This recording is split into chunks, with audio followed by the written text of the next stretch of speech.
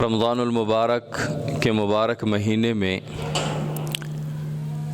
جہاں روزہ فرض ہوتا ہے، تراویح سنت ہوتی ہیں، وہاں رمضان المبارک میں ایک تیسرا عمل بھی ہے جس کو اعتکاف کہتے ہیں۔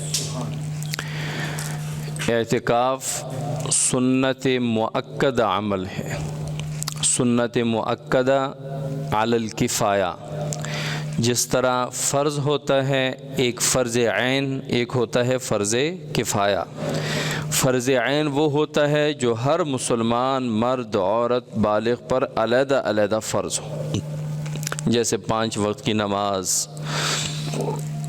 اور فرض کفایہ وہ ہے کہ چند مسلمان اگر وہ عمل کر لیں، وہ فرض ادا کر لیں، تو باقیوں کے گلے سے بھی وہ فرض اتر جاتا ہے، جیسے نماز جنازہ۔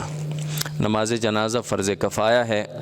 فرض کفایہ کا مطلب کافی ہو جانا، چند مسلمانوں نے پڑھ لیا تو باقیوں کی طرف سے کافی ہو گیا۔ اسی طرح ایک سنت مؤکدہ ہے، ایک سنت مؤکدہ علی الکفایہ ہے۔ سنت مؤکدہ جیسے 5 وقت کی نمازوں کے ساتھ جو سنتیں ہیں، نماز جمعہ کے ساتھ جو سنتیں ہیں، یہ سنت مؤکدہ ہے۔ ایک سنت مؤکدہ علی الکفایہ، یہ اعتکاف سنت مؤکدہ علی الکفایہ ہے، یعنی سنت مؤکدہ ہے، اس پر تاکید آئی ہے، لیکن اگر پورے محلے میں سے ایک بندہ بھی اعتکاف کے لیے بیٹھ جائے تو سب کی طرف سے وہ کافی ہو جاتا ہے، تو اس کو کہتے ہیں سنت مؤکدہ علی الکفایہ۔ اگر محلے کی مسجد میں کوئی ایک بندہ بھی اعتکاف نہیں بیٹھتا تو سب جو ہے نا وہ گناہ گار ہیں، سب تارک سنت ہیں، سب نے سنت مؤکدہ کو چھوڑ دیا ہے۔ اعتکاف کہتے کسے ہیں؟ اعتکاف کا معنی کیا ہے، مطلب کیا ہے اور مقصد کیا ہے؟ اعتکاف کا معنی ہے رکنا۔ آپ صلی اللہ علیہ وسلم فرماتے ہیں المعتکف هو یعکف الذنوب۔ معتکف جو ہے، معتکف اعتکاف میں بیٹھنے والے کو کہتے ہیں۔ معتکف گناہوں سے بچتا ہے، اور جو نیکیاں لوگ باہر کر رہے ہوتے ہیں معتکف کو بیٹھے بیٹھے وہ ثواب مل رہا ہوتا ہے۔ مثال کے طور پہ ایک بندہ اعتکاف کے لیے بیٹھا ہے اور محلے میں ایک فوتگی ہو گئی، اب محلے والے جا رہے ہیں جنازے کے لیے۔ اب جنازے کے ساتھ جانا اور جنازہ پڑھنا کتنا بڑا ثواب ہے۔ اعتکاف والا بندہ جس نے جنازے میں شریک ہونا تھا، اب اعتکاف کی وجہ سے وہ رک گیا ہے، اللہ تعالیٰ مسجد میں بیٹھے بیٹھے اس کو جنازے کا ثواب بھی عطا فرما دیتے۔ محلے میں کوئی بیمار ہے، باقی دوست احباب رشتہ دار جاتے ہیں، اس کی عیادت کرتے ہیں، اس کی تیمارداری کرتے ہیں، اور یہ بندہ یہ بھی چاہتا ہے کہ میں بھی جاتا، میں بھی تیمارداری کرتا، لیکن اعتکاف کی وجہ سے اس کو اجازت نہیں ہے، تو اعتکاف کے اندر بیٹھے بیٹھے اللہ تعالیٰ اس کو عیادت کا ثواب بھی عطا فرما دیتے ہیں۔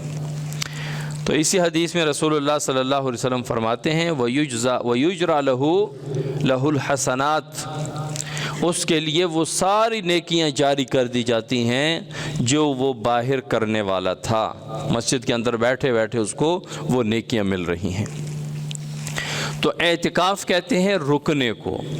انسان اپنے آپ کو روکتا ہے باہر جانے سے، اعتکاف میں انسان اپنے آپ کو روکتا ہے مباشرت سے اور بلا وجہ مسجد سے نکلنے سے، اور اپنے آپ کو پابند کرتا ہے مسجد کے اندر عبادات اور ذکر اور تلاوت کے لیے، تو اس لیے اس کو کہتے ہیں اعتکاف۔ اور اعتکاف کوئی نئی چیز نہیں ہے، کوئی ایسی عبادت نہیں ہے کہ جو آپ صلی اللہ علیہ وسلم سے چلی آ رہی۔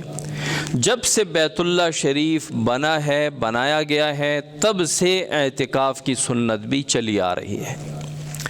اللہ تعالیٰ فرماتے ہیں وَعَهِدْنَا إِلَىٰ إِبْرَاهِيمَ وَإِسْمَاعِيلَ، ہم نے تاکید فرمائی حضرت ابراہیم علیہ السلام اور حضرت اسماعیل علیہ السلام کو ان طہرا بیتی للطائفین، ان طہرا بیتی للطائفین والعاکفین، کہ آپ میرے گھر کو بیت اللہ شریف کو پاک کیجئے.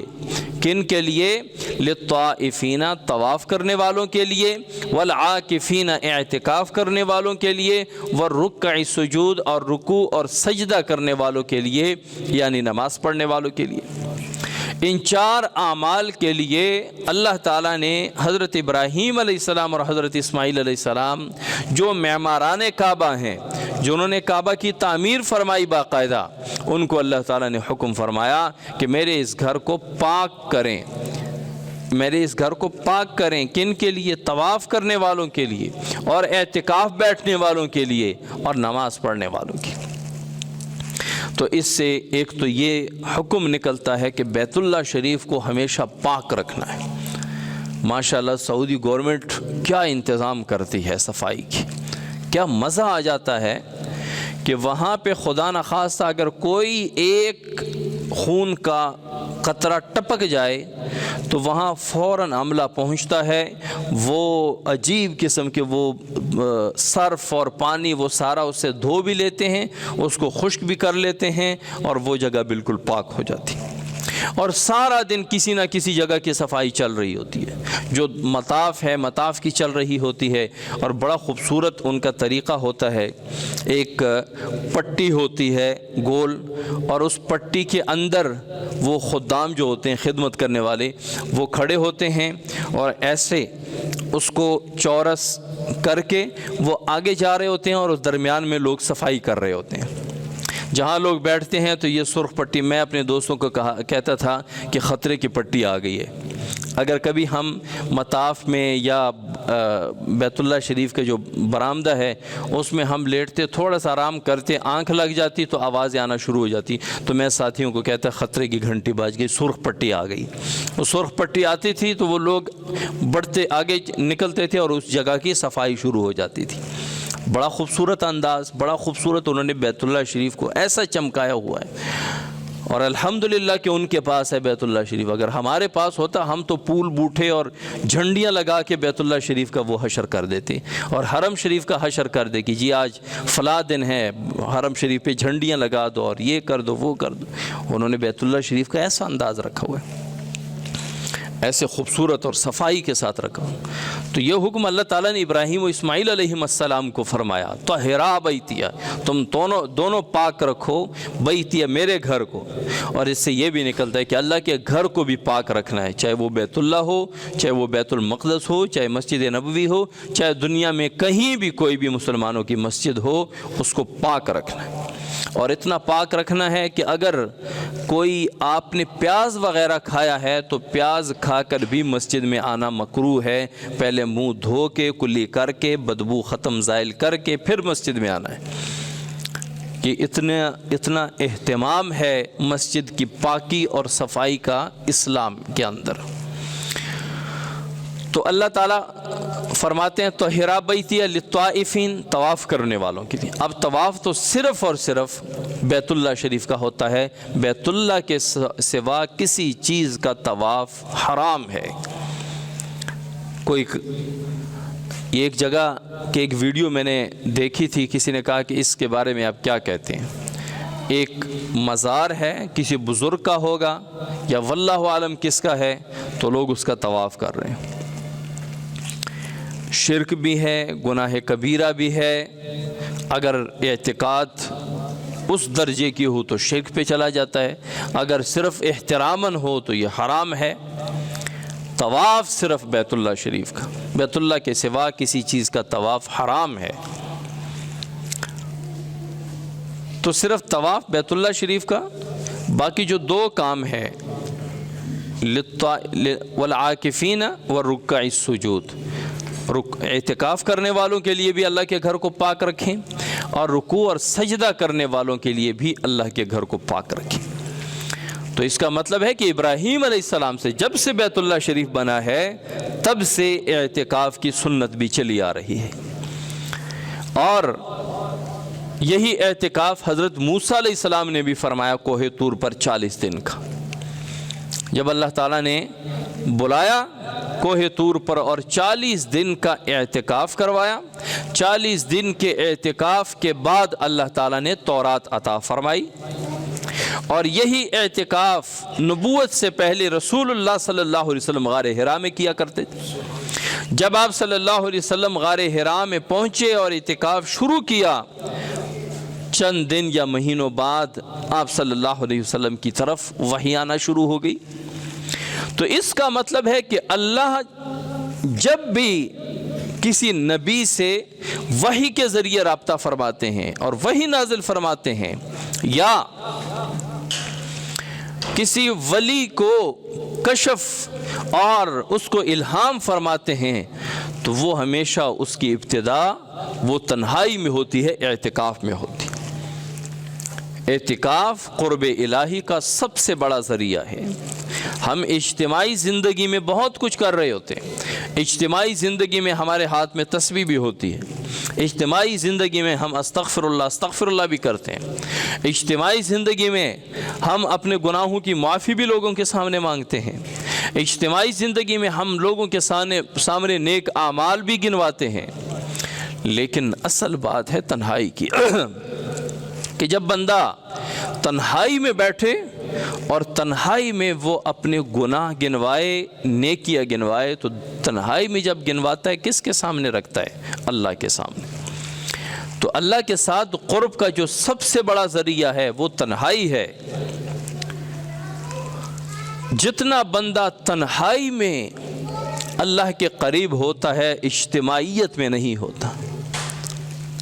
اور دوسری بات یہ ہے کہ اجتماعیت میں بندہ حقوق العباد بہت اچھے انداز میں کرتا ہے، اور تنہائی میں حقوق اللہ بہت اچھے انداز میں ادا کرتا ہے۔